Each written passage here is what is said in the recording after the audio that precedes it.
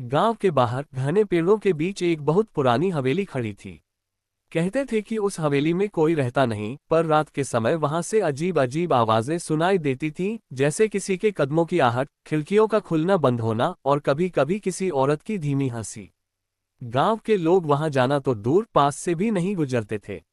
एक बार गांव के ही 3 दोस्त राहुल, अर्जुन और दीपक ने हिम्मत दिखाई। उन्होंने तय किया कि वे आधी रात को हवेली के अंदर जाएंगे और देखेंगे कि आखिर सच क्या है।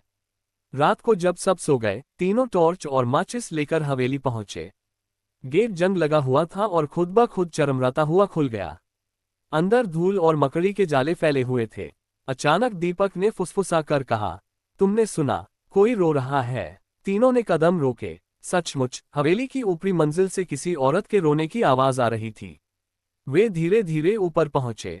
एक कमरे का दरवाजा आधा खुला था और भीतर लालटेन जैसी हल्की रोशनी जल रही थी। जब उन्होंने दरवाजा खोला तो देखा, कमरे के बीचों बीच एक औरत सफेद साड़ी में बैठी थी।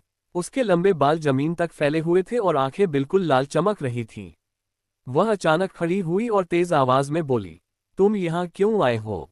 ये हवेली मेरी है और जो इसमें आया वो कभी वापस नहीं गया।